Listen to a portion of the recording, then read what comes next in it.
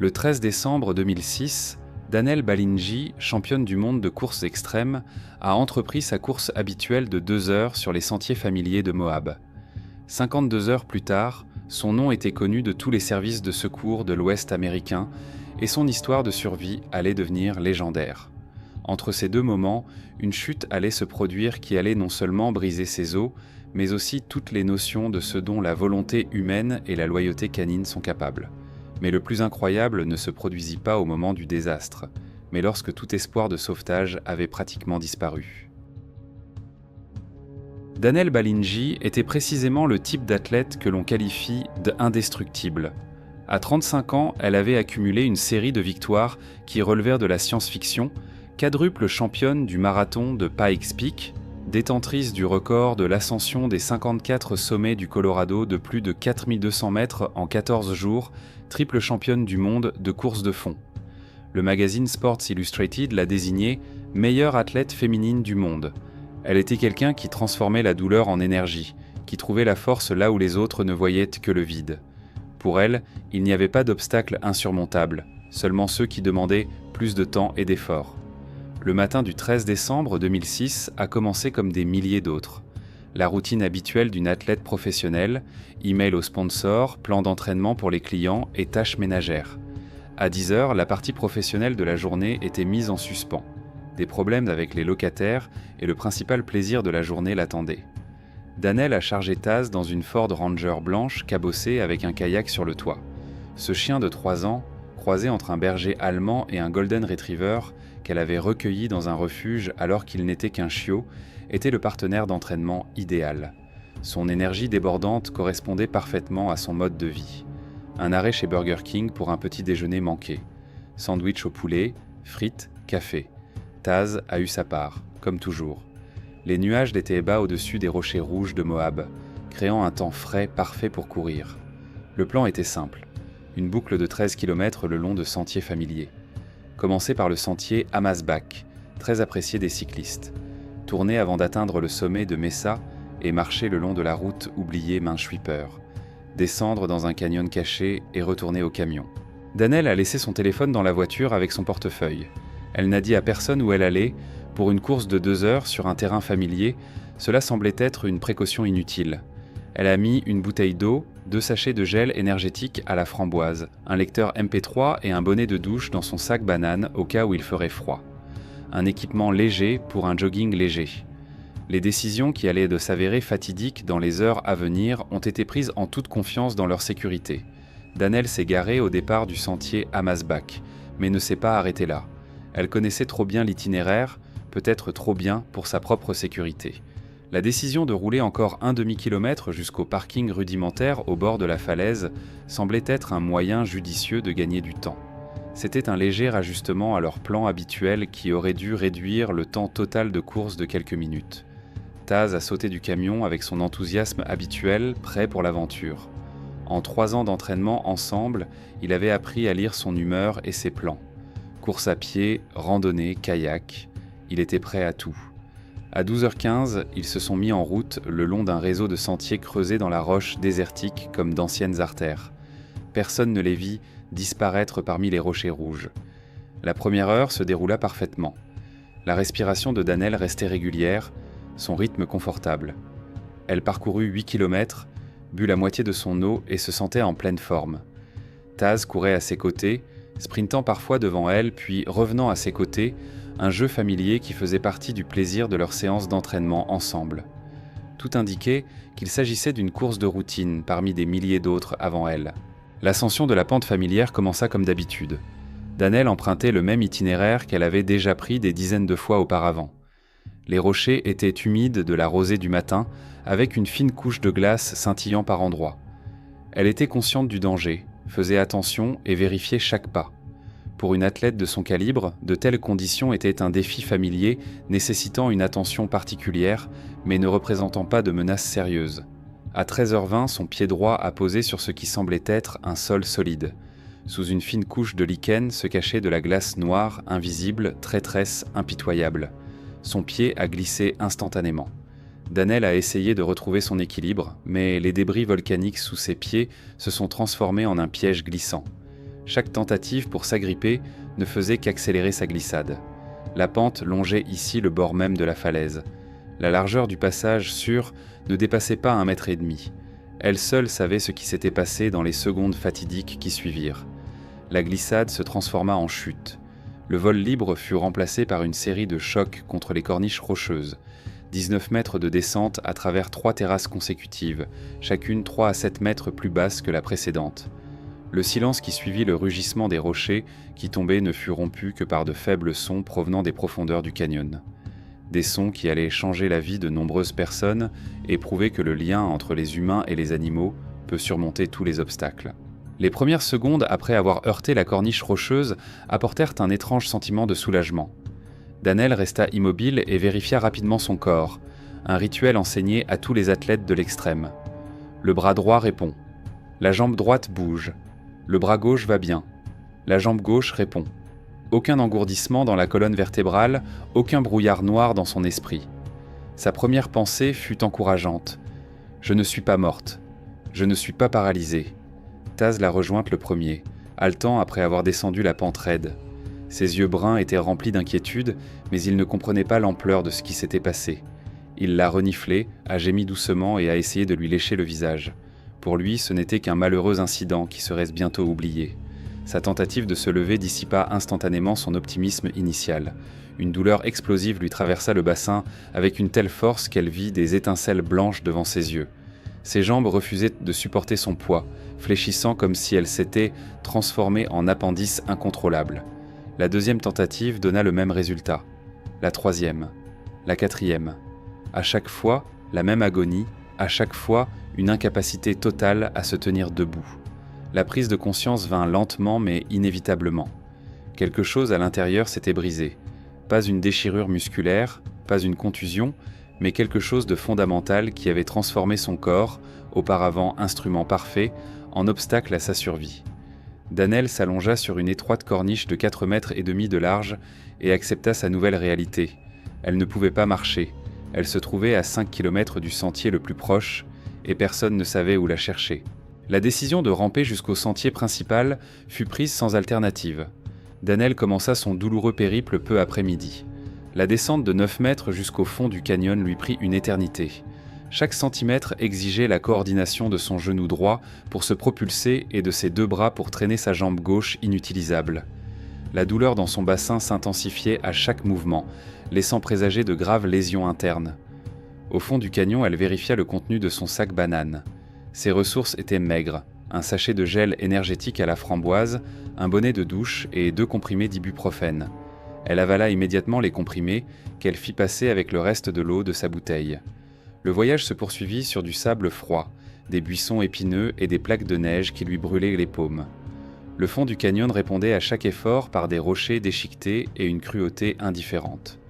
À 5 heures du soir, alors que la lumière commençait à décliner dans le canyon, elle atteignit un rocher plat près d'une petite flaque d'eau. 5 heures de rampement continu lui avaient permis de parcourir un demi-kilomètre. Le calcul de survie était clair. Il restait encore 4,5 km jusqu'au sentier principal et ses forces physiques s'amenuisaient à chaque heure qui passait. La nuit tomba sur le canyon à la vitesse d'un rocher qui tombe. La température chuta à 7 degrés secs. Danel commença à lutter contre l'hypothermie en utilisant les seules méthodes à sa disposition. Faire de l'exercice continuellement pour générer de la chaleur. Elle contracta ses muscles abdominaux, tapota ses pieds et se frotta les mains. Taz se blottit contre elle, la réchauffant de sa chaleur, posant son museau sur son ventre, source vivante de chaleur dans le vide glacial. Quand elle chercha sa casquette de douche pour garder au moins un peu de chaleur sur sa tête, elle se rendit compte qu'elle l'avait perdue dans sa chute. Les étoiles apparurent au-dessus du bord du canyon avec une luminosité inhabituelle. Des dizaines d'étoiles filantes traversèrent le ciel, un spectacle d'une incroyable beauté qui, dans d'autres circonstances, aurait été source de joie.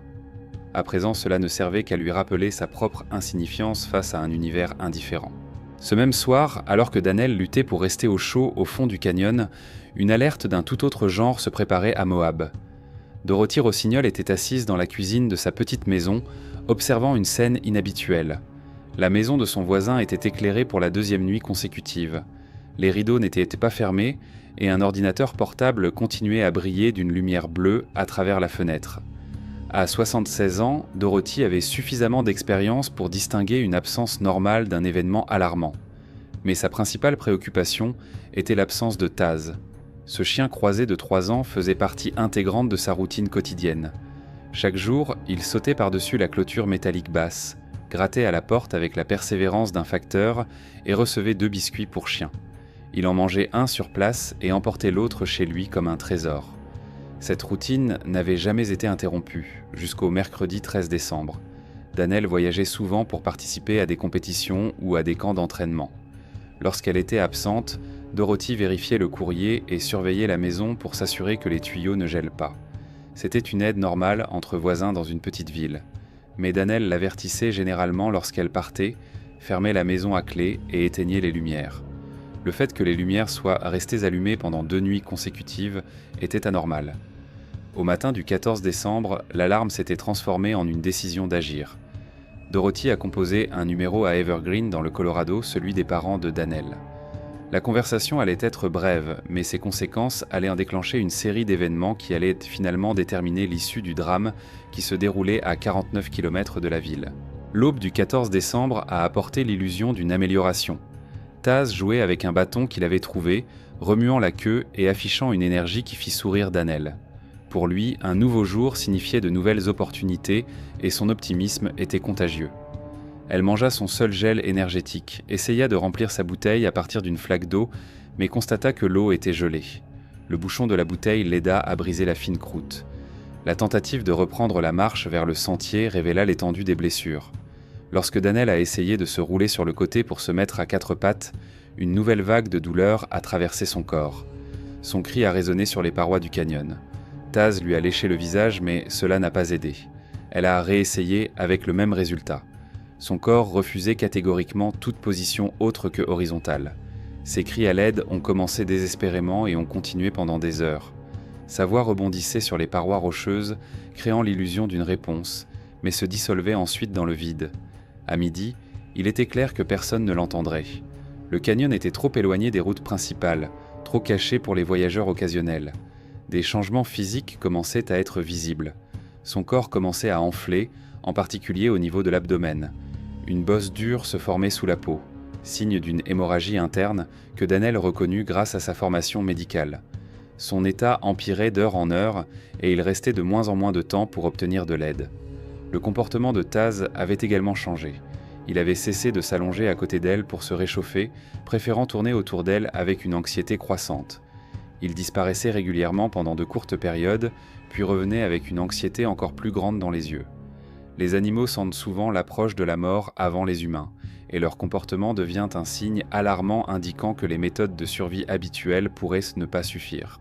Dorothy Rossignol a appelé Evergreen le matin du 14 décembre avec la précision de quelqu'un habitué à une routine quotidienne stricte.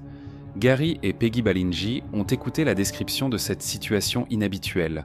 La maison de leur fille était éclairée depuis 3 jours, le chien n'était pas venu chercher ses friandises quotidiennes et tout semblait figé dans le temps.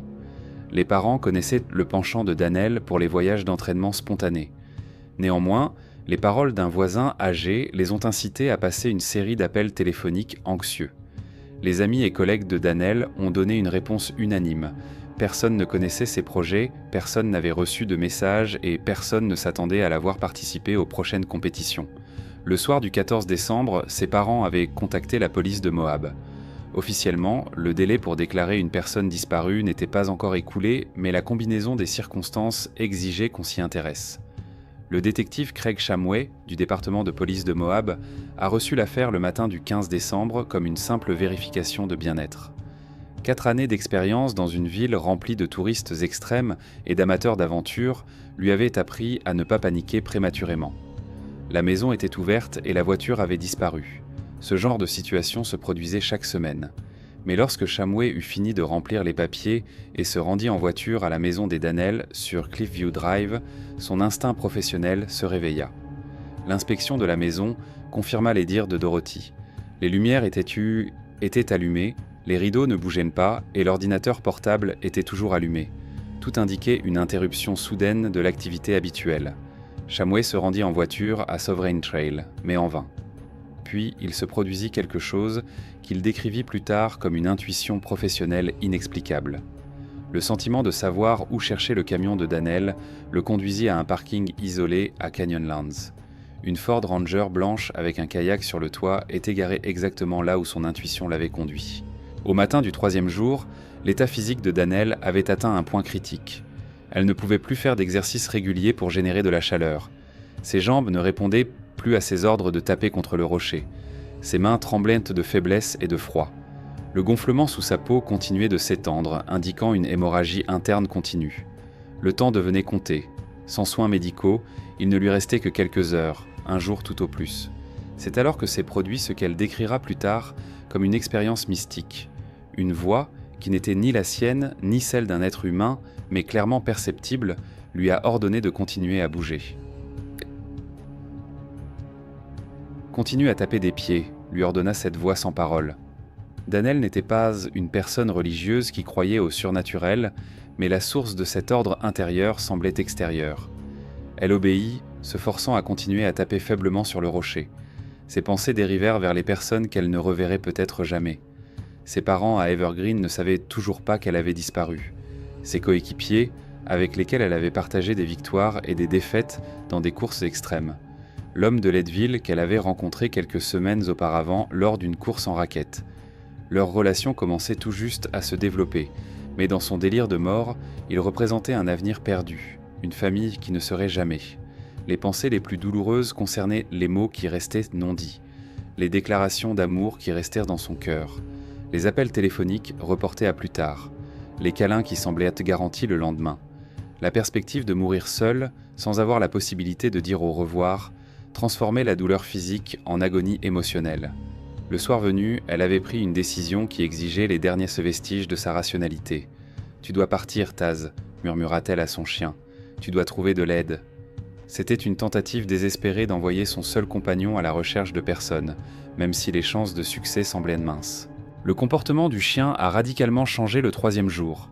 Le chien, qui n'avait jamais quitté sa maîtresse plus de quelques minutes, a commencé à disparaître pendant de longues périodes. Danell a d'abord interprété cela comme un signe qu'il sentait sa mort imminente et se préparait à survivre seul. La logique semblait cruelle mais compréhensible. Les animaux ne restent pas auprès des mourants lorsque leur propre vie est en danger. La réalité était radicalement différente. Taz a systématiquement tenté de trouver de l'aide pour sa maîtresse. Courir 8 km jusqu'au parking d'Amasbach et revenir est devenu sa mission quotidienne. Il courait vers la civilisation, cherchait des gens, puis revenait vers Danell pour vérifier son état avant de repartir pour sa prochaine expédition. 3 jours sans nourriture n'ont pas entamé sa détermination. Sa dernière visite à sa maîtresse a entraîné un changement inattendu dans son comportement. Au lieu de son anxiété habituelle, Taz a commencé à remuer la queue. Son attitude est passée de déprimé à enjoué.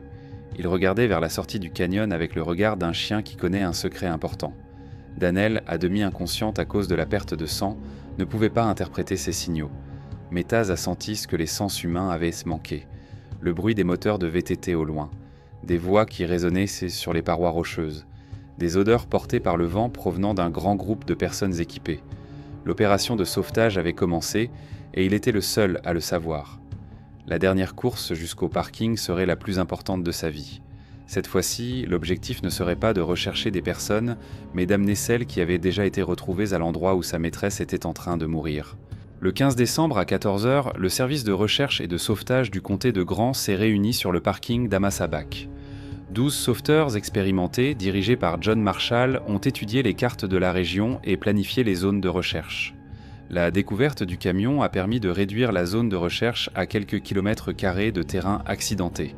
Néanmoins, même cette zone nécessitait plusieurs jours de fouilles systématiques. Marshall se souvenait de Danell depuis la compétition Primal's Quest de 2006, où il avait travaillé comme médecin. La triple championne du monde n'était pas une touriste égarée comme les autres. Si elle avait disparu, c'était pour une raison grave.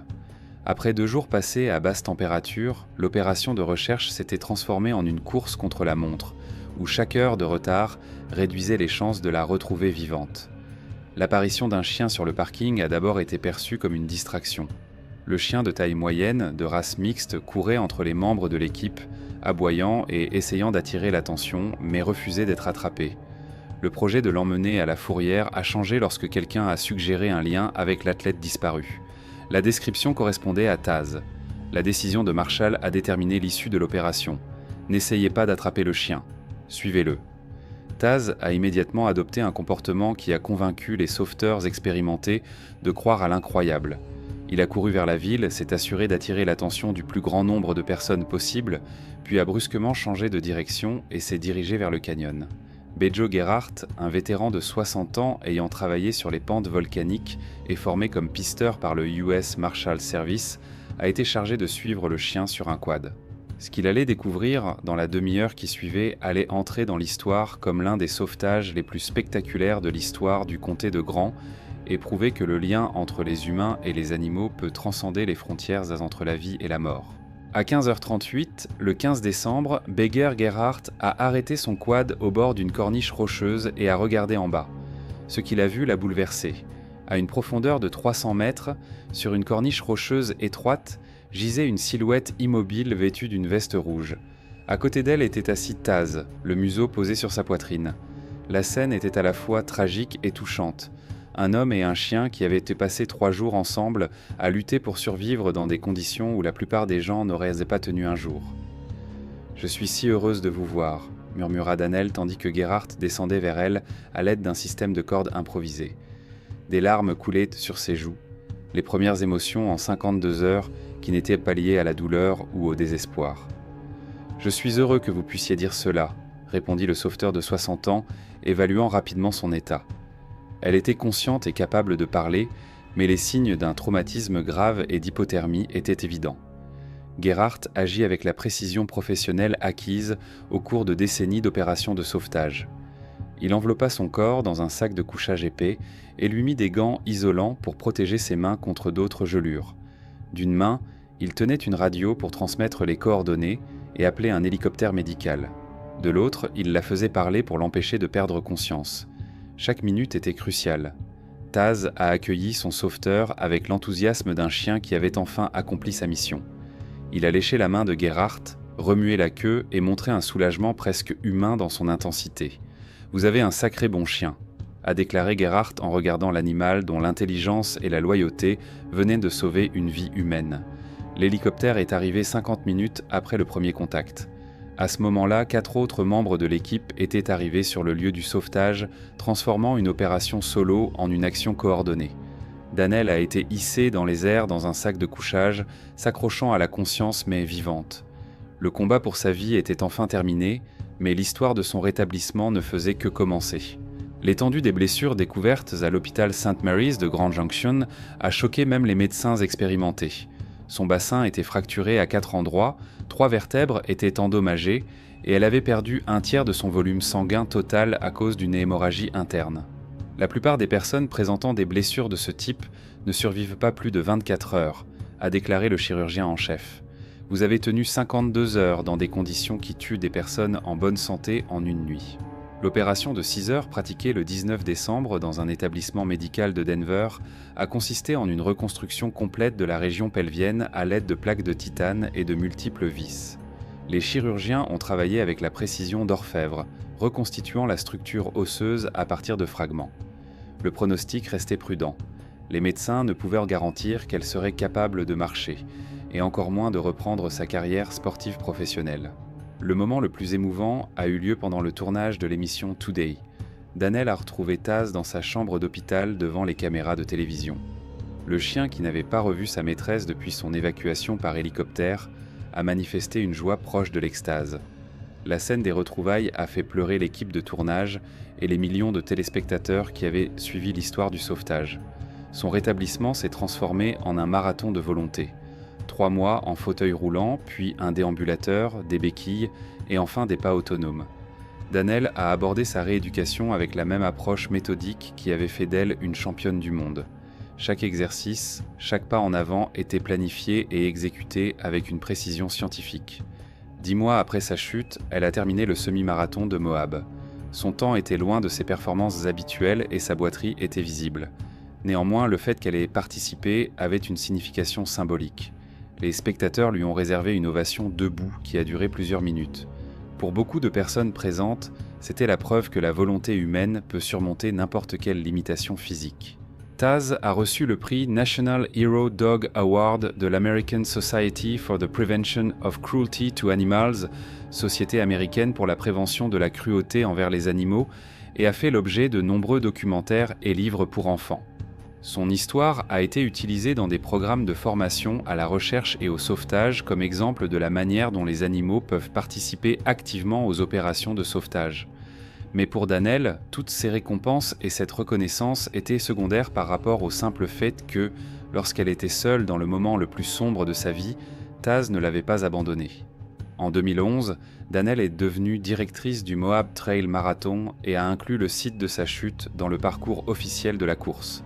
Cette section a été baptisée Taz Canyon, en hommage au chien qui a prouvé que la loyauté ne se mesure pas par des mots, mais par des actes.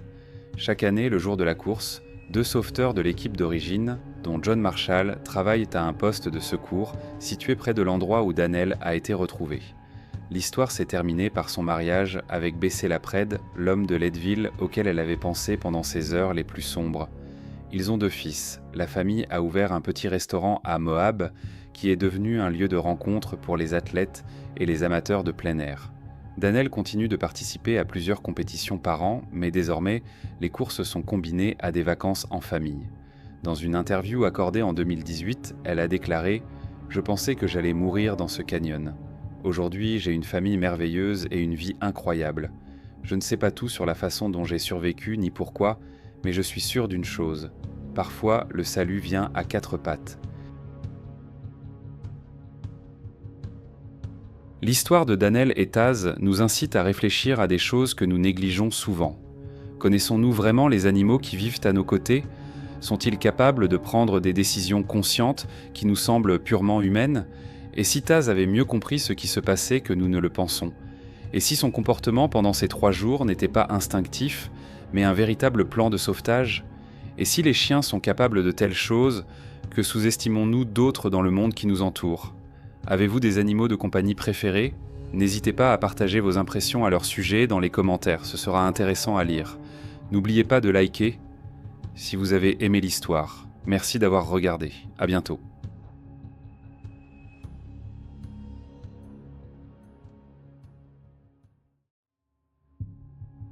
Dans le parc national de Grand Teton, il existe un endroit que les gardes forestiers appellent la carte de la douleur. Il s'agit du Garnet Canyon, où des rochers instables ont coûté la vie à des dizaines de personnes. Le matin du 27 août 2013, 3 amis prendront une décision apparemment insignifiante qui s'avérera être une erreur fatale. Cette décision déclenche une série d'événements si tragiques et pourtant si héroïques que des dizaines de personnes y prendront part, et dont l'issue restera à jamais gravée dans l'histoire des opérations de sauvetage à travers le monde. Mais le plus incroyable dans cette histoire n'est pas l'éboulement lui-même, mais ce qu'il va transformer l'un des alpinistes aux yeux de ses meilleurs amis. L'alpinisme est un monde où la vie quotidienne se dissout à haute altitude et le prix de cette dissolution peut être exorbitant. Phil White semblait être la dernière personne à laquelle on s'attendrait à rencontrer cette cruelle vérité. À 54 ans, il incarnait le rêve américain dans sa version la plus tranquille, celle du Wisconsin. Une maison à Spencer, une ville où la vie bat au rythme de 3 feux de circulation, une femme, Cheryl, 2 enfants, la tonte de la pelouse le week-end et le football avec les voisins. Il était l'incarnation même de l'Amérique qui regarde les montagnes à la télévision plutôt que de les escalader. Mais comme c'est souvent le cas chez les gens, derrière cette façade de stabilité se cachait une soif. Quelque chose qui le poussait à quitter son fauteuil confortable, vers les pistes de ski en hiver, les routes de campagne poussiéreuses en été, les marathons épuisants en automne. Ses amis plaisantaient en disant que Phil rajeunissait, mais les alpinistes reconnaissaient dans cette agitation une démangeaison familière. C'est une soif d'altitude, d'air pur et rare, où les gestes physiques simples prennent un sens primitif. Son chemin vers les grandes montagnes a été progressif, presque accidentel, comme pour beaucoup d'entre nous. Des randonnées en forêt, puis les rochers des îles Apostles, et enfin l'ascension du mont Hood. Il y a 1 an, debout sur son sommet à 3400 mètres d'altitude, Phil White, Kevin Novak et Dave Williamson ont vu quelque chose qui allait changer leur perspective à jamais. Le monde s'étendait sous leurs pieds, recouvert d'une couverture de nuages. À ce moment-là, vous réalisez que vous ne pouvez plus vous en passer. Cette révélation est puissante et dangereuse, comme une drogue. C'est cette révélation qui les a amenés dans le Wyoming, au pied de la chaîne des Tétons. Ils formaient une équipe expérimentée et bien coordonnée, amis depuis plus de 20 ans. Phil, en tant que chef de file, a pris une décision sensée et équilibrée. Contourner l'imposant Grand Téton et choisir son petit frère, le Middle Téton. 300 mètres plus bas, techniquement plus facile. Cela devait être une aventure sans risque, une nouvelle coche sur la liste des exploits, une nouvelle histoire à raconter lors d'une soirée entre amis. Mais les montagnes ne connaissent pas de compromis et le mot « plus facile » dans leur langage signifie souvent une autre forme de danger. Dans le monde de l'alpinisme, la préparation est une sorte de prière, un rituel destiné à apaiser le chaos. La décision de faire l'ascension, prise en janvier lors d'un dîner chez Phil, a déclenché ce rituel. Les cartes ont été étalées sur la table comme des textes sacrés, et Cheryl, la femme de Phil, qui leur a apporté leur café, a secoué la tête avec l'humilité de quelqu'un qui les envoie vers l'inconnu. Elle savait qu'il était inutile de discuter avec une montagne qui avait déjà lancé son appel. Pendant 3 mois, ils se sont méthodiquement torturés sur les collines du Wisconsin, chargeant jusqu'à 40 livres de poids dans leur sac à dos, dans une vaine tentative d'acheter l'indulgence de la montagne par la sueur et la douleur.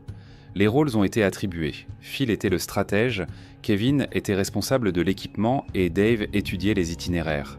Ils ont acheté des balises satellites, Spot, des amulettes électroniques pour communiquer avec la civilisation. Ils ont lu les rapports d'autres alpinistes, sans se douter qu'ils allaient bientôt faire eux-mêmes l'objet d'un tel rapport. Quand après un long voyage, ils ont enfin aperçu la paroi déchiquetée de la chaîne des Tétons. C'était comme s'ils rencontraient une divinité. Ils ont consacré la journée suivante à un rituel d'acclimatation au lac Jenny, une dernière tentative pour apaiser la montagne avant l'ascension. Ils ont écouté poliment le briefing obligatoire à la station des gardes forestiers sur l'instabilité des pentes après la pluie. Pour ces alpinistes expérimentés, confiants dans leur équipement et leur amitié, ces avertissements n'étaient que du bruit de fond sur le chemin qui les menait à leur objectif. La pluie nocturne qui a commencé vers minuit n'était pas seulement une précipitation. C'était la montagne qui faisait son premier coup sur l'échiquier. Pendant que les hommes dormaient, l'eau était déjà en train de changer les règles du jeu. Le matin du 27 août les accueillit avec un monde qui semblait immaculé et sûr. Une météo parfaite, une humeur parfaite, une illusion parfaite de contrôle. La journée s'annonçait comme l'une de celles que l'on colle dans un album photo. Aucun d'entre eux ne pouvait savoir qu'au contraire, elle resterait à jamais gravée dans leur mémoire. La montagne offre toujours un choix.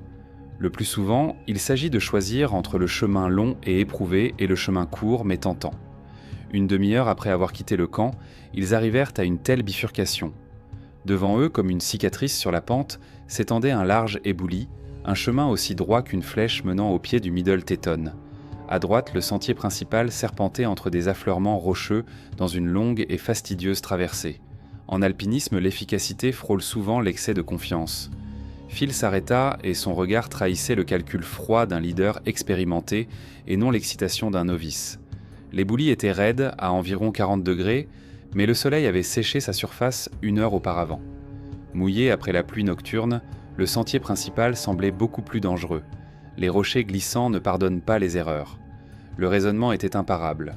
Gagner 1 heure, éviter les risques inutiles sur des rochers démouillés. C'était une décision dictée par l'expérience. Et c'est là que résidait sa principale faiblesse. Il regarda ses amis. Kevin haussa les épaules, un geste qui signifiait une confiance totale.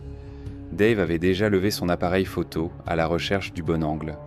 Dans leur petite équipe, c'était Phil qui fixait le cap, et personne ne doutait de son jugement. Il fit un pas hésitant sur la pente. Les rochers sous ses pieds craquèrent et bougèrent, mais supportèrent à son poids. Un signe de tête confiant. Le chemin était choisi. Ils commencèrent l'ascension, s'étirant en chaîne, en gardant leur distance.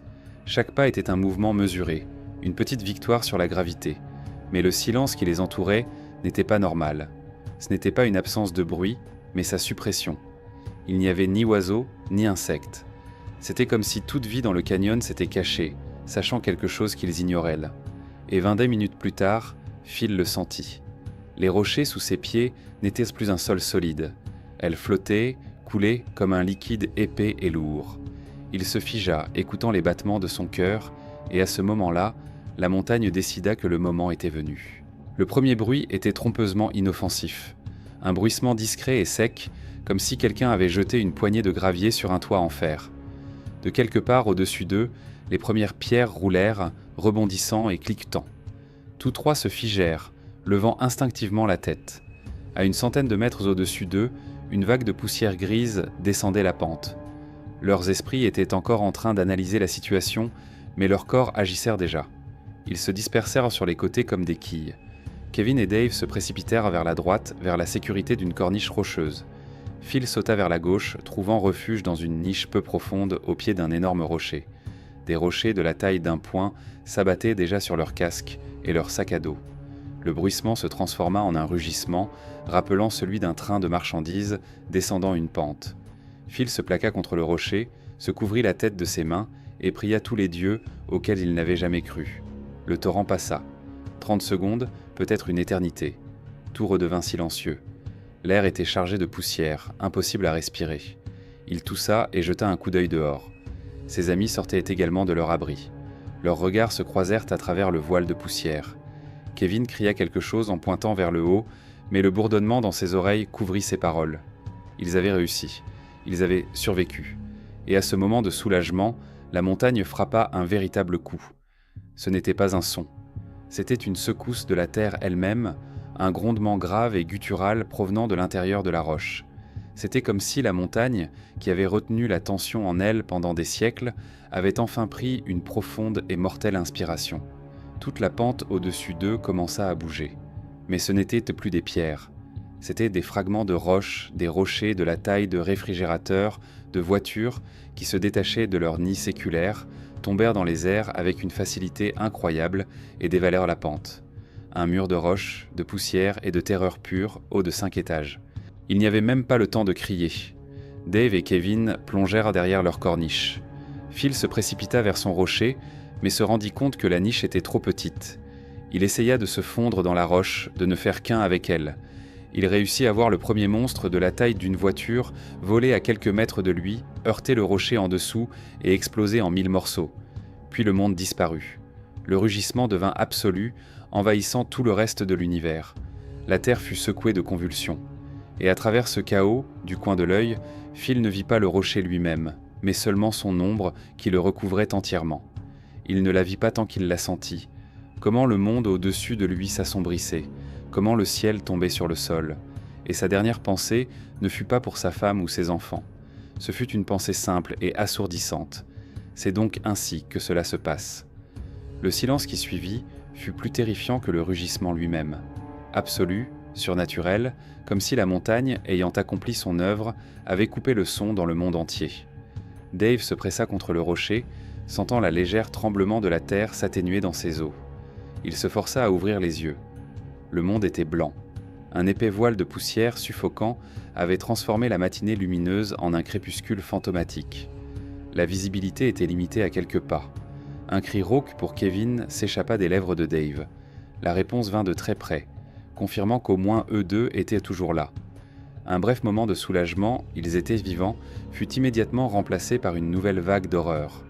Dave poussa un cri désespéré, hurlant le nom qu'il avait peur de prononcer. La réponse fut le même silence de mort. Il répéta son cri, y mettant tout son désespoir, comme si la puissance de sa voix pouvait remonter le temps. Silence. La poussière retomba lentement comme des cendres, et la réalité émergea du néant. Et cette réalité était monstrueuse. À l'endroit où leur ami se tenait quelques instants auparavant, se dressait désormais un affreux tumulus de rochers, une tombe érigée par la montagne en 30 secondes. À ce moment-là, quelque chose se brisa en Dave. Son esprit, qui avait insisté sur l'impossibilité de survivre sous un tel amoncellement de débris, se déconnecta. Seuls ses instincts subsistaient. Il se précipita vers le chaos de pierre, criant le nom de son ami encore et encore. Kevin était déjà tout près. Ils se regardèrent avec des yeux hagards, et alors que l'espoir était presque perdu, ils l'entendirent. Un gémissement faible et étouffé provenant des profondeurs des décombres, pas un mot, juste un son prouvant que la vie était toujours là. Et ils se mirent à creuser. Sans réfléchir, sans parler, ils se transformèrent en animaux enragés. Ensemble, ils se jetèrent sur la première pierre, mais celle-ci bougea à peine. De petits débris provenant du dessus remplirent immédiatement l'espace qui venait d'être libéré. Mais ils ne s'arrêtèrent pas. Dave jeta les pierres, sans remarquer que les bords tranchants du granit lui déchiraient la peau des paumes. La douleur n'avait pas d'importance. Seuls les décombres et le faible son de la vie en dessous existaient. Après quelques minutes qui semblèrent durer des heures, les doigts de Dave butèrent sur quelque chose de collant et de chaud. Il retira sa main. Elle était couverte de sang. Un sang épais, rouge foncé, qui recouvrait les pierres, les rendant glissantes, vivantes. C'était le genre de spectacle qui brise quelque chose en celui qui le regarde. Mais Dave se força à ne pas penser, se força à continuer de creuser. D'abord, une main apparut, la gauche. Elle bougeait légèrement, les doigts essayant de se refermer. Puis le sommet d'un casque, couvert de sang. Enfin, un visage. Phil les regardait, mais son regard était dirigé ailleurs, vers l'endroit où les gens regardent lorsqu'ils sont à l'article de la mort. Le sang de la blessure à sa tête coulait sur son visage, se mélangeant à la poussière et le transformant en un masque terrifiant. Ils dégagèrent sa poitrine, et il prit sa première inspiration convulsive et sifflante. Mais le pire était encore à venir. Quand ils arrivèrent à ses jambes, Kevin se détourna brusquement et son corps se plia en deux dans un accès de haut-le-cœur. Ce n'était pas quelque chose que l'on voyait dans les films. La jambe gauche de Phil avait tout simplement cessé d'exister.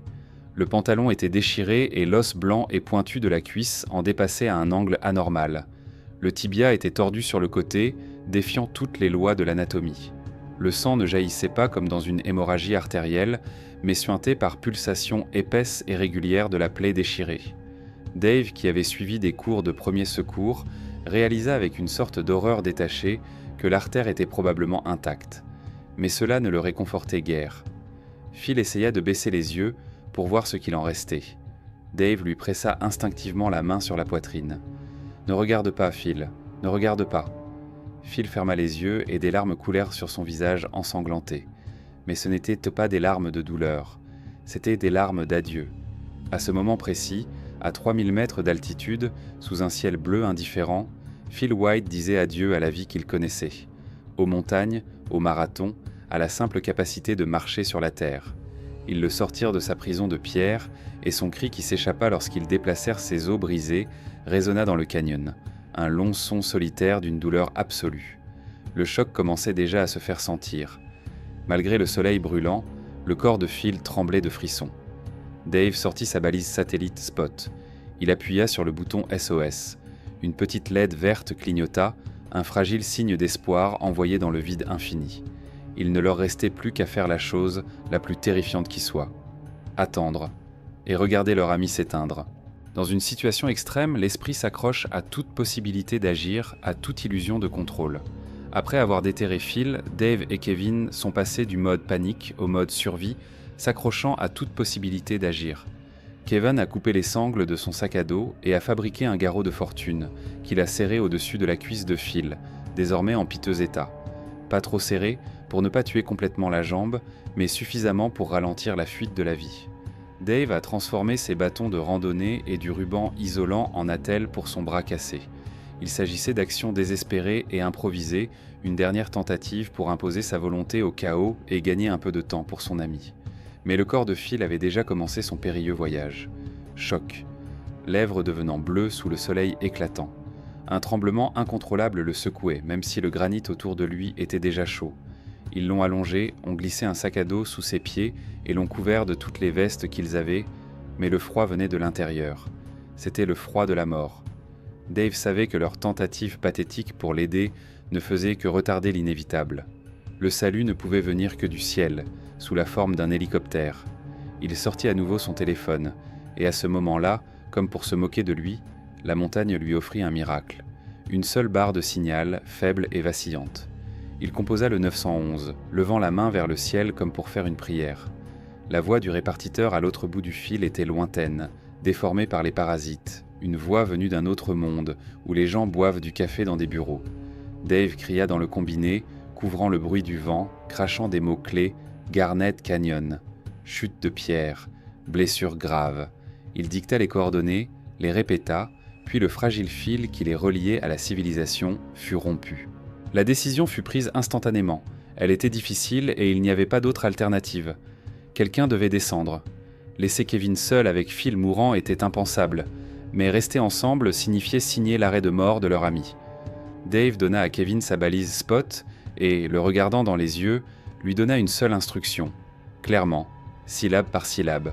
Envoyer un signal, toutes les 10 minutes sans faute. Après un dernier regard sur le corps immobile de Phil, il a commencé sa descente.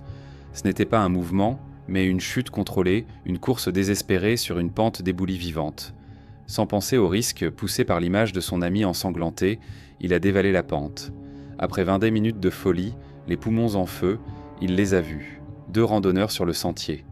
Les secours étaient à portée de main. Et au-dessus, sur le site de l'éboulement, le temps s'était arrêté. Pour Kevin, le monde se réduisait à 2 choses, le visage de Phil et les sommets silencieux et majestueux qui les entouraient. Il s'assit sur les rochers, tenant le bras valide de son ami et lui parlant.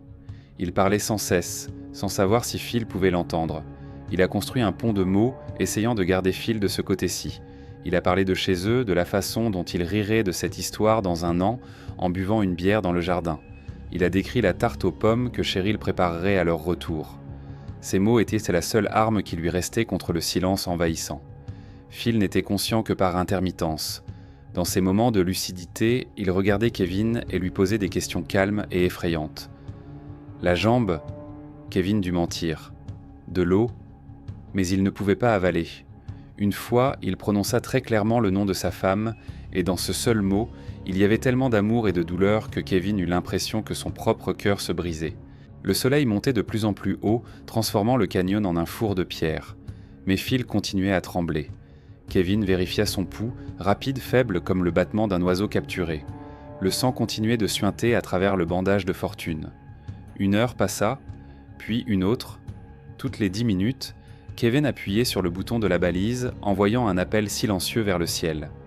Il fixait le bleu infini, écoutant, essayant de distinguer le rugissement salvateur d'un hélicoptère du bruit du vent. Mais le ciel était silencieux. Au bout de 3 heures d'attente, la réalité commença à s'effondrer pour Phil White. Le granit sous lui cessa d'être de la pierre, et le ciel cessa d'être le ciel.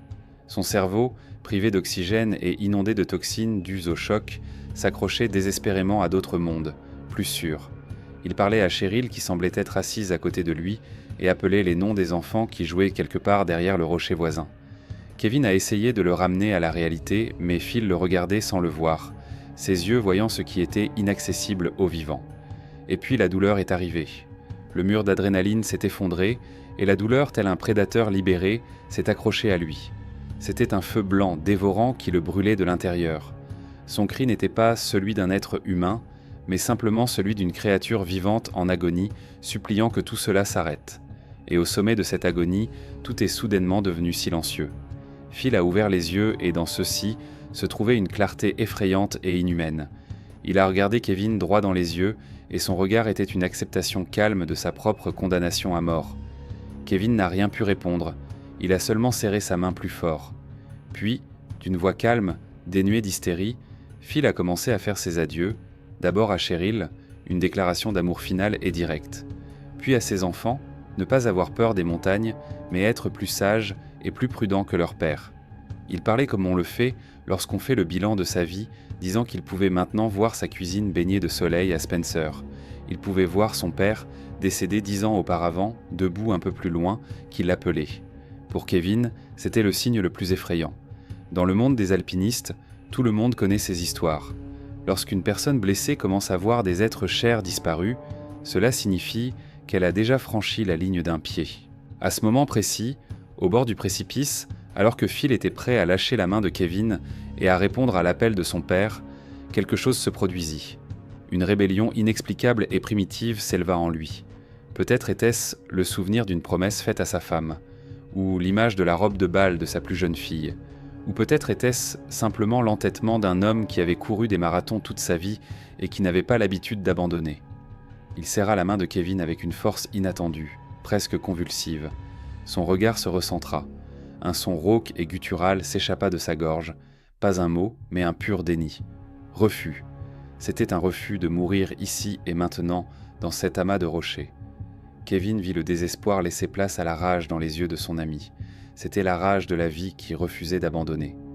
Phil commença à se battre. Il cessa d'essayer d'échapper à la douleur. Au contraire, il s'y accrocha, l'utilisant comme une ancre pour le maintenir ancré dans la réalité. Il commença à se forcer à respirer, inspirer, expirer. Il commença à compter. Chaque seconde gagnée sur l'oubli était une victoire. Chaque minute rapprochait les secours. Il s'accrochait à la vie de toutes ses forces. Et puis ils l'entendirent. Au début, c'était un gazouillis à peine perceptible qui aurait pu être confondu avec celui d'un insecte. Mais il devint plus fort, plus insistant, prenant un ton métallique. Un hélicoptère. Kevin bondit, les yeux rivés vers le ciel. Phil ouvrit les yeux et un semblant de sourire apparut sur son visage ensanglanté. Les secours. Ils avaient retrouvé un son, une forme, et ils se précipitaient vers eux à travers le ciel bleu du Wyoming. L'hélicoptère fit un tour du canyon, puis un autre. Kevin agita les bras et cria, même si personne ne pouvait l'entendre. Mais l'appareil ne descendit pas. La pente était trop raide, les courants d'air entre les rochers trop dangereux. Après le troisième tour, qui leur sembla une éternité, l'hélicoptère battit des ailes et commença à s'éloigner. L'espoir qui venait de briller si fort s'évanouit en un instant. Phil ferma à nouveau les yeux. Kevin sentit la main de son ami se relâcher et commencer à glisser. L'hélicoptère n'était pas parti. Il changeait simplement de tactique. Dans le contexte du désespoir qui avait de nouveau envahi Kevin, c'était difficile à comprendre. Pourtant, l'appareil, après s'être élevé plus haut, commença un nouveau tour. Puis Kevin vit une porte latérale s'ouvrir dans son ventre et deux silhouettes s'avancer dans le vide. Les sauveteurs descendirent envers eux sur un câble fin, semblable à une toile d'araignée. Ils atterrirent plus haut sur la pente et commencèrent leur descente vers eux, se déplaçant à travers les éboulis avec une assurance surhumaine. Les deux premiers, des guides bénévoles, coururent envers Phil et, pendant une fraction de seconde, le choc se lut sur leurs visages. Même pour eux, ce qu'ils voyaient était incroyable. Mais la seconde d'après, leur professionnalisme reprit le dessus. Le monde chaotique et douloureux commença à prendre forme, tandis qu'un sauveteur étalait le contenu de la trousse de premier secours sur les rochers. L'autre vérifiait le pouls de Phil et lui parlait d'une voix calme et posée, ce qui en soi agissait comme un analgésique. Ils lui appliquèrent un garrot approprié, lui administrèrent de la morphine et immobilisèrent en cou à l'aide d'un collier cervical. Chacun de leurs gestes était précis, économique et répété des centaines de fois. 20 minutes plus tard, la pente fourmillait de monde. Une équipe d'élite de gardes forestiers était arrivée avec des civières et un équipement complet, transformant un coin de la nature sauvage en hôpital de campagne. Lorsque Phil a été transféré sur une civière rigide, il a de nouveau crié. La morphine n'avait pas encore fait effet. Son cri, plein de l'agonie de ces dernières heures, a résonné dans le canyon. Les Rangers travaillèrent rapidement mais sans agitation, parlant constamment à Phil, lui posant des questions simples et le maintenant conscient. L'hélicoptère revint, planant directement au-dessus d'eux. Le rugissement résonnait dans leur poitrine et le vent des hélices soulevait des nuages de poussière. L'atterrissage était impossible et la seule option restante était la plus dangereuse, une évacuation à courte distance où la victime sur une civière est hissée à l'aide d'une longue corde. L'un des gardes forestiers s'est attaché à la civière pour accompagner Phil dans ce vol fou. Le pilote a mené une bataille délicate contre les rafales de vent.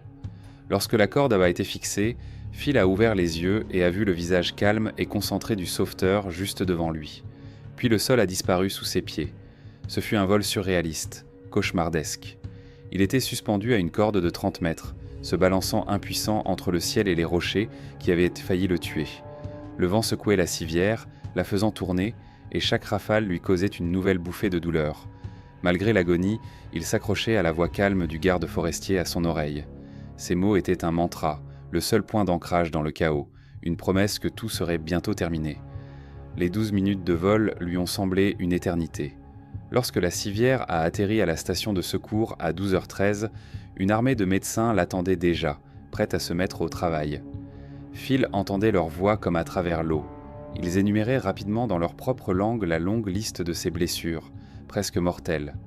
Le verdict était clair, c'était l'un des patients les plus graves des tétons depuis des années. C'était le prix à payer pour avoir décidé, ce matin-là, de raccourcir son itinéraire. La véritable ascension de Phil White ne commença pas dans le Garnet Canyon, mais dans le silence stérile d'une salle d'hôpital. La montagne de granit fut remplacée par une autre colline, celle de la douleur, du brouillard de la morphine et du désespoir.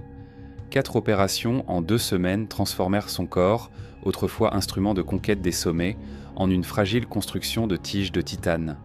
Mais la douleur physique n'était qu'une partie de l'épreuve. Au centre de rééducation, Phil a dû affronter un ennemi plus terrifiant qu'une chute de pierre, lui-même dans le miroir.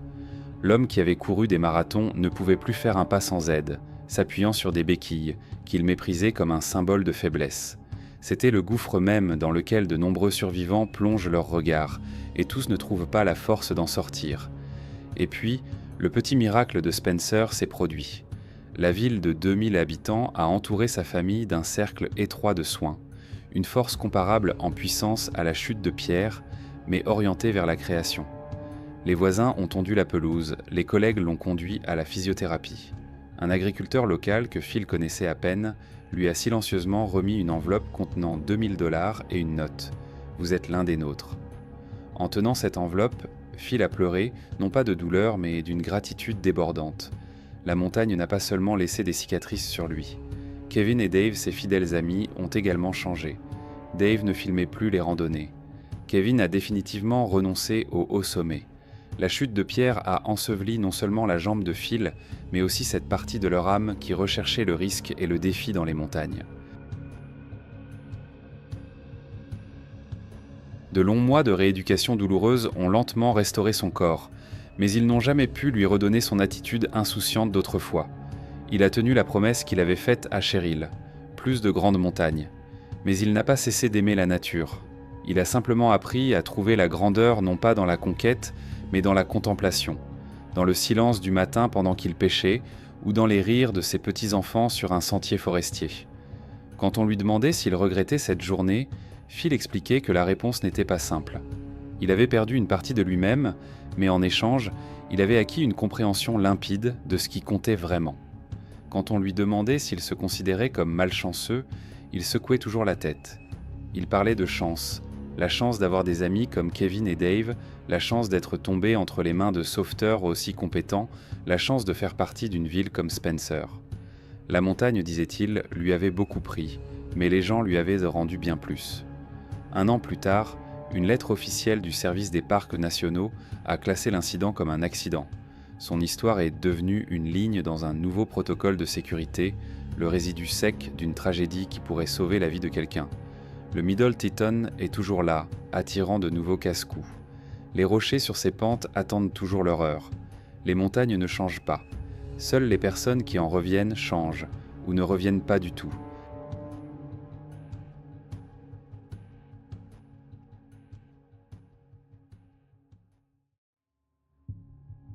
Il y a une beauté qui captive, et il y a une beauté qui tue. Les canyons de l'Utah appartiennent à la deuxième catégorie. À première vue, ils sont un chef-d'œuvre de la nature.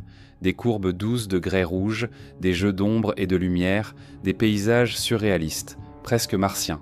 Des millions de photos sur Internet incitent les touristes à venir toucher cette merveille. Mais derrière cette beauté de carte postale se cache un prédateur impitoyable. Ici, des rochers acérés déchirent les équipements et la chair. Le soleil brûle l'humidité du corps et la lucidité de l'esprit. Et la fraîcheur salvatrice des ombres n'est qu'une illusion, cachant des abîmes dans lesquels une chute ne laisse aucune chance de survie. C'est le piège naturel parfait, qui séduit d'abord par sa beauté, puis vous berce dans un faux sentiment de sécurité. Il ne faut qu'une chose, un moment de relâchement. En mars 2011, deux frères qui connaissaient et respectaient cet endroit depuis de nombreuses années se sont permis un tel moment. Et à ce moment-là, l'ancien canyon a révélé sa véritable nature. La famille Cicotello a toujours eu sa propre légende. Il s'appelait Louis. Pour son jeune frère David, de 13 ans, son cadet, Louis n'était pas seulement un frère aîné, mais une figure presque mythique. Il était professeur d'art, un artiste dont les mains avaient créé la masse cérémonielle de son université. C'était un voyageur et un intellectuel qui avait conquis la plupart des 58 fourtineurs, les plus hauts sommets du Colorado. À 70 ans, Louis possédait une énergie et une expérience acquises au cours de milliers d'heures passées sur des falaises abruptes et dans des gorges profondes. En 3 décennies de sport extrême, il n'avait jamais eu d'accident grave ni fait une seule chute de son harnais de sécurité. Ce bilan impeccable lui donnait une confiance aussi solide que le granit. Louis disait souvent qu'il connaissait mieux les canyons de l'Utah que son propre appartement.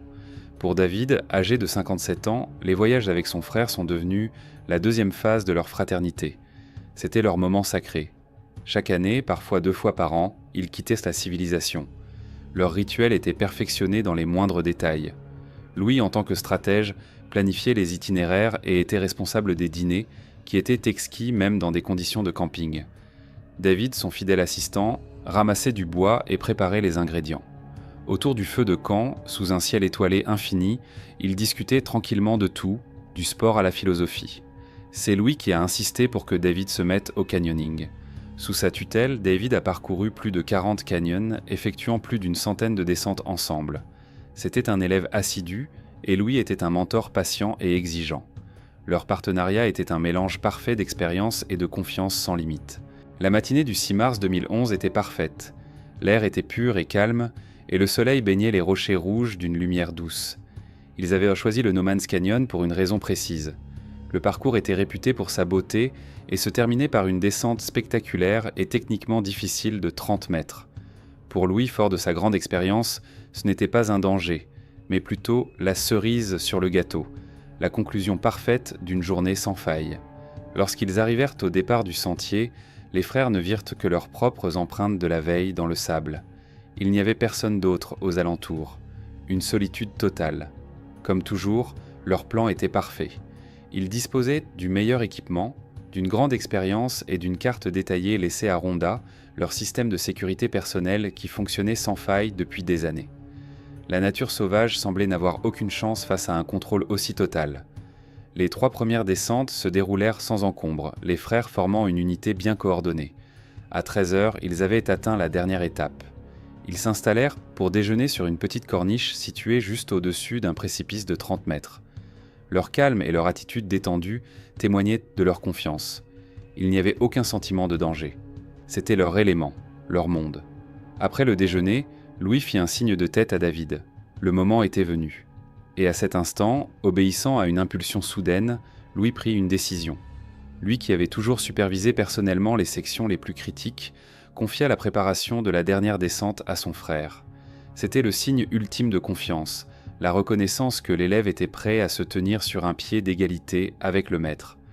Pour David, ce fut un moment de fierté.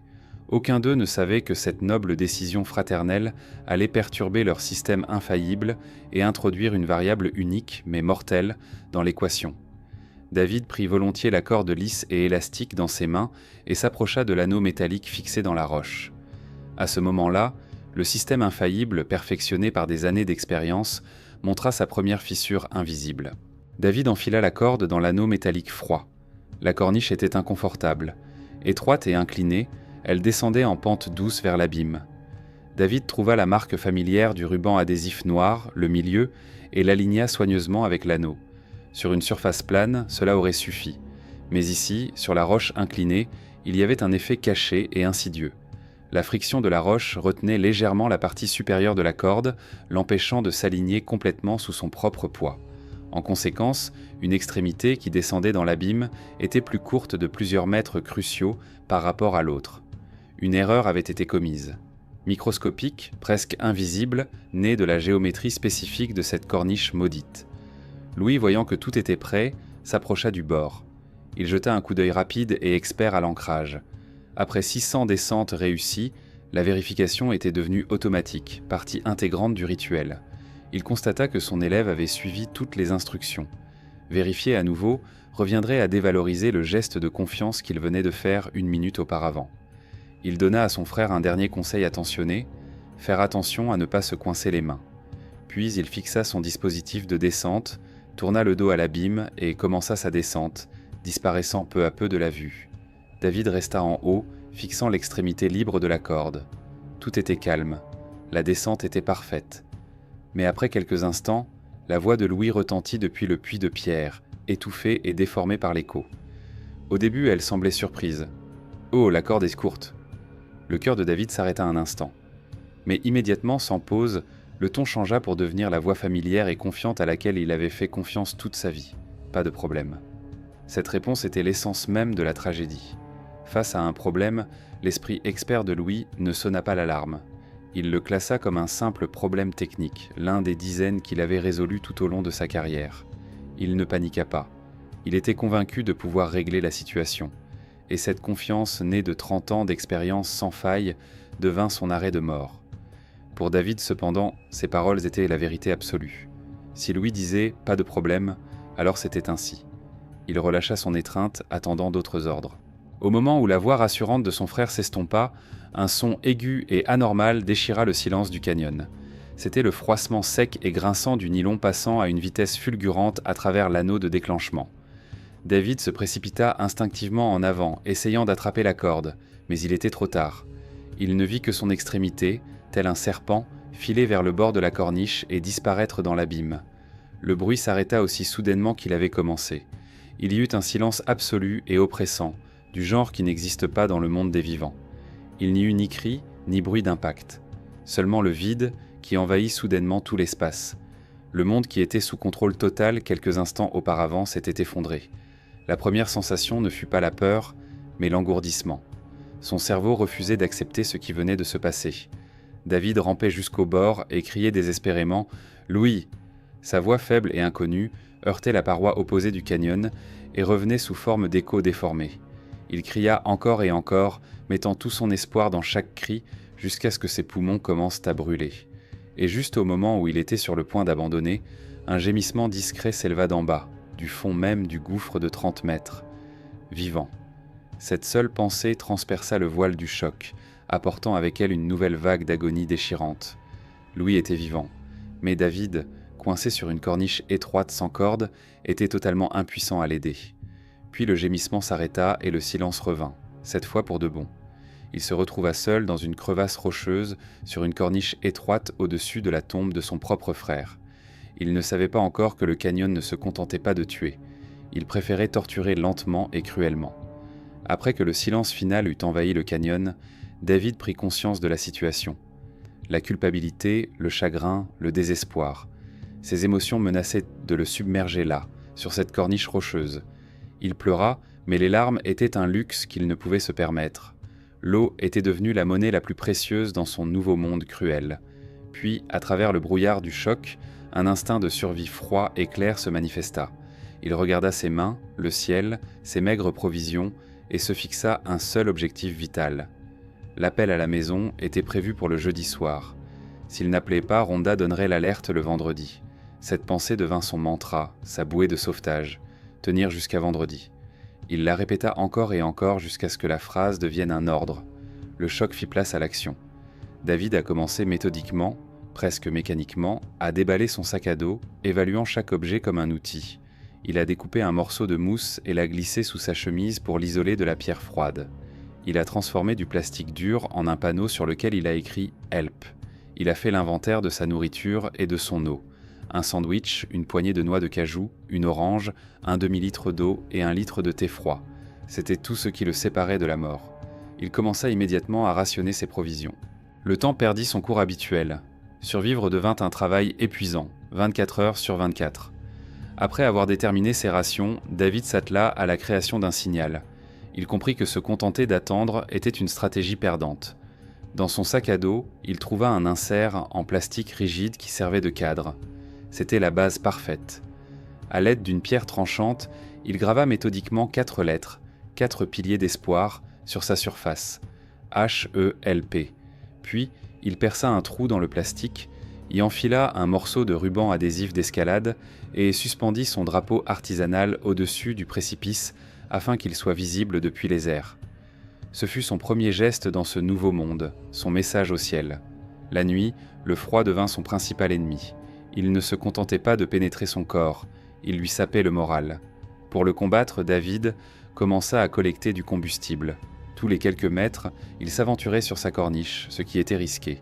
Il ramassait tout ce qui pouvait brûler, petites brindilles sèches, morceaux de mousse, emballages alimentaires en papier. Chaque soir, il accomplissait un rituel. Il allumait un petit feu avec ses maigres provisions et produisait une seule étincelle. La petite flamme vacillante était un acte de défi contre l'obscurité qui tout engloutissait. Elle apportait un peu de chaleur, mais surtout, elle fournissait de la lumière et l'illusion du contrôle. Ce feu était son seul compagnon, un symbole de civilisation dans le chaos sauvage et rocheux. Les jours se transformaient en une série d'actions conscientes et disciplinées. Observer le canyon n'était pas de la méditation, mais une reconnaissance quotidienne. il étudia son monde carcéral, notant où tombèrent les ombres, afin de savoir où s'abriter du soleil. Il observait les oiseaux pour comprendre où se trouvait l'eau inaccessible pour lui. Il mémorisait l'itinéraire de la chauve-souris nocturne pour ressentir la prévisibilité du temps. Les prières et les chants devinrent un entraînement pour l'esprit, un moyen d'empêcher la raison de sombrer dans la folie. Mais le plus difficile était de lutter contre son propre corps. Il fallait une discipline de fer pour mesurer chaque gorgée d'eau alors que tout en lui criait de soif. Il fallait une volonté surhumaine pour faire durer une seule tranche d'orange toute une journée, la transformant en un festin de saveur et d'humidité. C'était une routine cruelle et monotone, mais c'était ce qui le maintenait à flot, l'empêchant de devenir une victime. Le mercredi, son corps a commencé à se rebeller. Son cœur battait à un rythme effréné, même au repos. Ses doigts et ses orteils étaient engourdis par les gelures. Tout comme son corps, son espoir était en train de se décomposer. Ce jour-là, il a sorti un sandwich et a senti l'odeur aigre de la moisissure. Ce n'était pas seulement un produit avarié, c'était le dernier adieu à la vie quotidienne. Avec amertume, il a desserré les doigts et a regardé le petit paquet s'envoler dans l'abîme comme un enterrement symbolique de son ancienne vie. L'odeur de pourriture a déclenché une réaction en chaîne dans son esprit. Soudain, avec une clarté insupportable, il s'est souvenu d'une de ses premières leçons avec Louis, il y a de nombreuses années. Il vit les mains de son frère trier méthodiquement l'équipement et entendit sa voix calme et confiante. « David, dans notre métier, il n'y a pas de détails insignifiants. Vérifie tout, puis revérifie. Ta vie en dépend. » Ce souvenir le frappa plus durement que la faim et le froid réunis. La culpabilité qu'il avait si diligemment réprimée éclata, âcre et dévorante. Lui, l'élève, avait failli à son maître, et c'était le plus important. L'attente passive lui était devenue insupportable. Le désespoir mêlé à la culpabilité exigeait qu'il agisse, n'importe comment, pour ne pas avoir à rester assis là avec sa honte. Il sortit ses morceaux de corde et son échelle d'escalade de son sac à dos. Son esprit d'ingénieur travaillait fébrilement, mais il n'était plus guidé par la logique, mais par un besoin irrationnel de rédemption. Il regarda les parois lisses et sans relief, et la pensée « c'est une mort certaine » se heurta à une autre, plus forte. « Je dois au moins essayer. Je lui dois bien ça. » Il avait presque pris sa décision. Il était déjà en train de réfléchir à la manière de fixer la première boucle lorsque la voix de Louis résonna à nouveau dans sa tête, mais cette fois-ci, elle était différente. Cette voix lui apprenait à ne pas prendre de risques, mais à calculer. La voix qui accordait plus d'importance à la vie qu'à toute autre chose. David se figea. Il était en guerre avec lui-même, au bord d'un précipice de 30 mètres. Avec un effort de volonté énorme, comme s'il soulevait un poids incroyable, il se força à remettre l'équipement dans son sac à dos. C'était une victoire de la raison sur l'âme, qui le laissa vide. Sa seule chance était d'attendre. Mais le jeudi soir, le jour qui avait été son phare, sa ligne d'arrivée, passa dans un silence complet et assourdissant. Le soleil se coucha et avec lui, son mantra mourut. Cette nuit-là, allongé sur la roche froide, David était presque sûr pour la première fois que les secours ne viendraient ses pas. Pendant que David menait un combat désespéré au fond du canyon, à des centaines de kilomètres de là, un autre drame, plus discret, se déroulait. Rhonda Hoffman regardait la carte que David avait laissée derrière lui. La carte avait été un symbole de son attention, mais elle était désormais devenue une source d'angoisse sourde. Le vendredi matin, alors que le silence devenait insupportable, un coup de téléphone vint rompre l'attente tendue. C'était Millie Yohn, la femme de Louis. Sa voix était calme, mais derrière ce calme, Rhonda reconnut instantanément le même pressentiment glacial. Millie posa la question cruciale. « Avez-vous eu de leurs nouvelles ?» Cette simple question traduisait leur certitude commune. Quelque chose de terrible était arrivé. Elles se mirent immédiatement en action. Rhonda a composé le numéro du bureau du shérif du comté de Wayne. Essayant de réprimer le tremblement dans sa voix, elle a exposé les faits. 2 canoëistes expérimentés ne s'étaient pas présentés à l'heure prévue. À l'autre bout du fil, elle a entendu la voix calme et fatiguée du système. Le répartiteur a posé les questions habituelles, puis a donné la réponse habituelle. « Madame, dans 99% des cas, les gens perdent simplement la notion du temps. Les vols de nuit dans les canyons sont périlleux pour l'équipage. Notre protocole est d'attendre jusqu'à l'aube. S'il ne se présente pas au matin, nous lancerons une opération à grande échelle. » Pour Rhonda, ces mots sonnaient comme une condamnation à mort. « Il n'y aura peut-être pas de matin », a-t-elle presque crié au téléphone. Elle a essayé d'expliquer qu'il ne s'agissait pas de touristes égarés. Mon mari est l'un des alpinistes les plus expérimentés du Colorado. Ils ont 30 ans d'expérience sans faute. Ils ne dérogeraient jamais à leur programme comme ça. Elle lui a parlé de la carte détaillée, de leur minutie, du fait que chaque pas qu'ils faisaient était soigneusement calculé. Elle a supplié, exigé, dépeint avec ses mots l'image de 2 personnes qui, à cet instant précis, pouvaient être blessées et mourir de froid au fond du canyon. Sa persévérance, sa certitude désespérée que quelque chose d'irréparable s'était produit, ont fait fléchir le système. Après une longue pause angoissante, le shérif a accepté à contre-cœur. Il a fait une concession. Ce soir-là, ils effectueraient un survol préliminaire avec un hélicoptère équipé d'un système de vision nocturne, mais elle devait comprendre que les chances de voir quoi que ce soit dans une telle obscurité étaient minimes. C'était une petite victoire, remportée au prix d'une bataille. À la tombée de la nuit, l'hélicoptère piloté par Luc Baumann a décollé. Pour Rhonda et Millie, agrippées à leur combiné téléphonique, ce vol était leur seul espoir. Au même moment, le pilote regardait le sol à travers ses instruments et voyait un paysage étrange, un océan de pierres sans aucun signe de vie. Son faisceau glissait sur d'innombrables canyons, passant au peigne fin chaque carré. L'hélicoptère passa directement au-dessus de No Man's, sa lumière éclairant momentanément les bords supérieurs de la crevasse rocheuse où David gisait, impuissant et désespéré, au fond. Mais pour le pilote, ce n'était qu'une autre bande sombre dans un labyrinthe sans fin. Ne remarquant rien, l'hélicoptère poursuivit son chemin, laissant le canyon dans son obscurité silencieuse. En bas, sur la corniche, David écouta le bruit des secours s'éloigner, et pour la première fois depuis tous ces jours, son mantra « tenir jusqu'à vendredi » s'effondra enfin. La nuit de vendredi à samedi fut la plus sombre. Le rugissement de l'hélicoptère, qui avait donné à David une telle montée d'adrénaline, s'estompa et se dissipa dans le désert infini. L'espoir qui avait brillé si fort s'évanouit, laissant derrière lui une obscurité encore plus épaisse de désespoir. Il était à nouveau seul, et maintenant un sentiment amer de déception s'ajoutait au froid et à la soif. Il était si près, ils étaient si près. Le silence n'était plus neutre, désormais il se moquait de lui.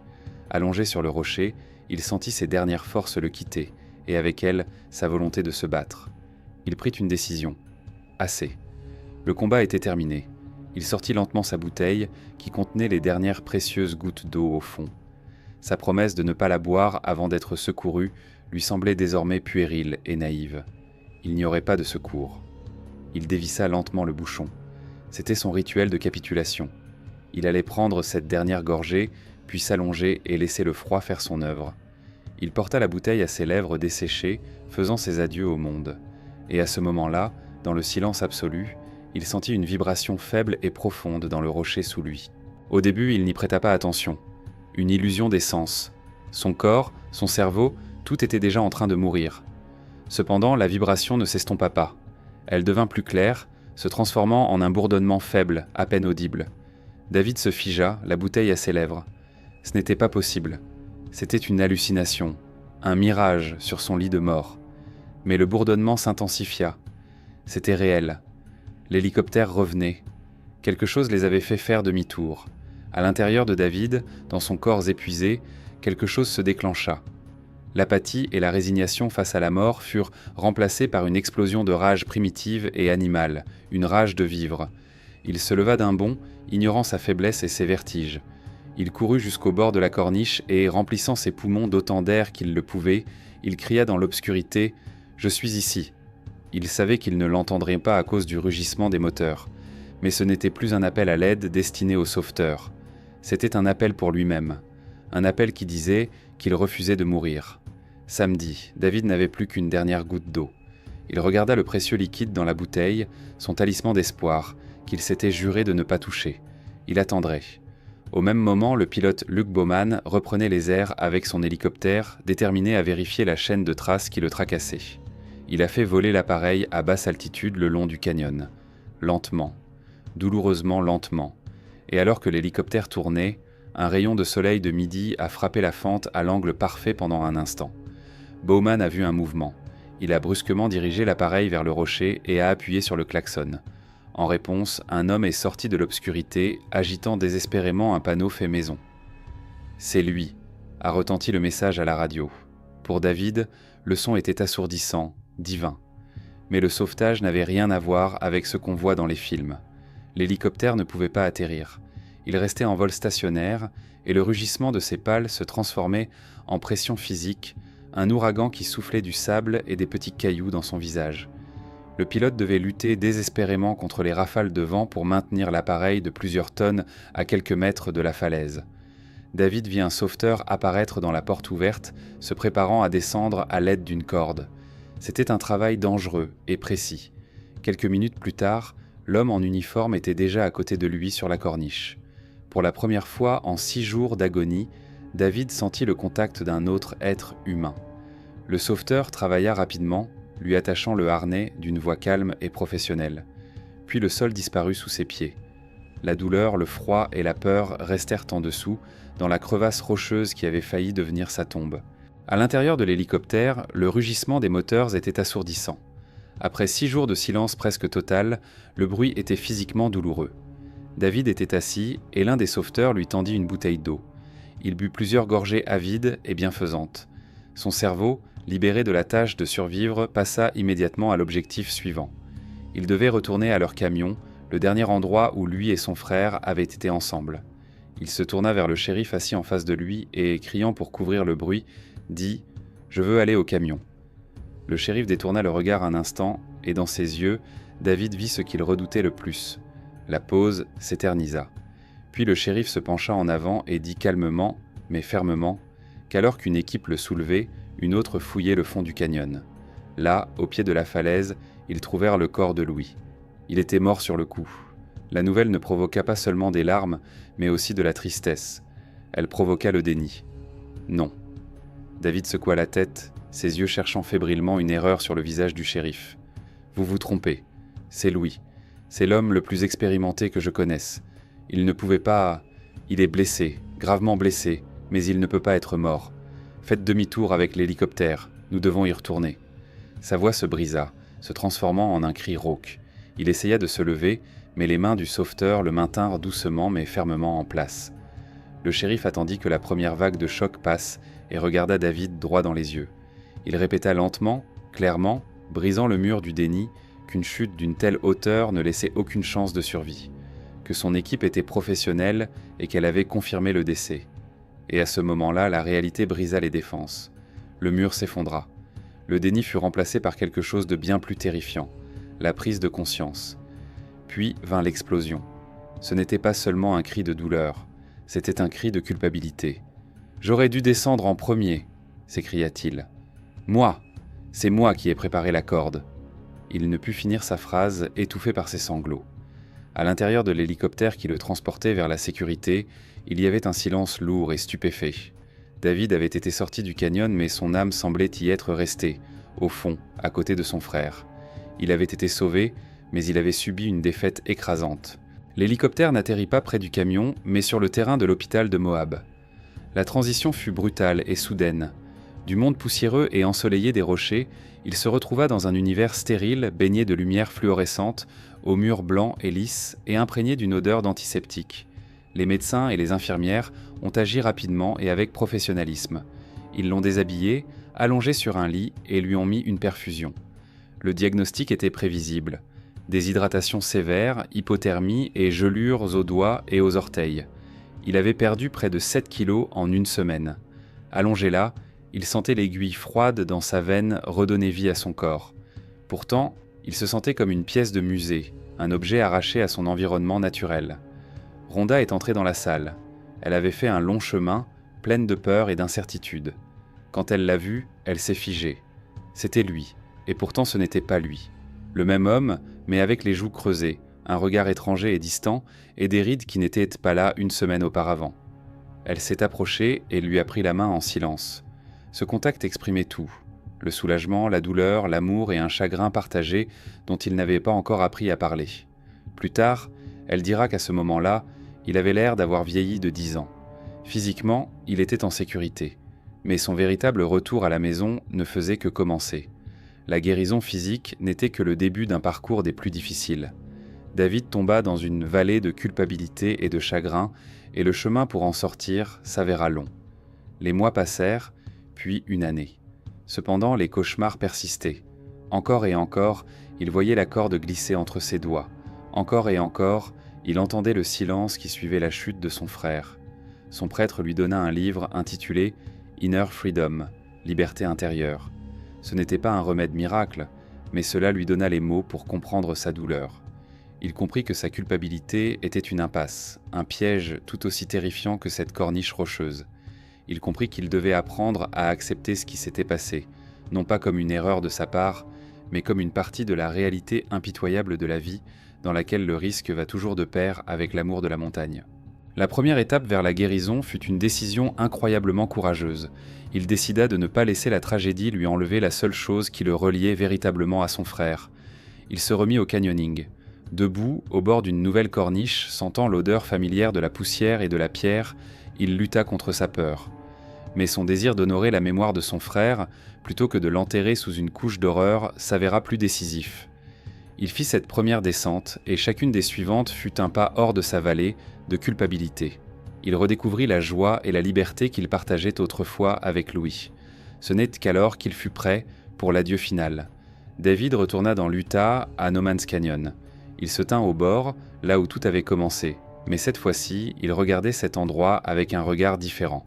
Ce n'était plus le théâtre de sa défaite, mais simplement une partie de la nature majestueuse et indifférente.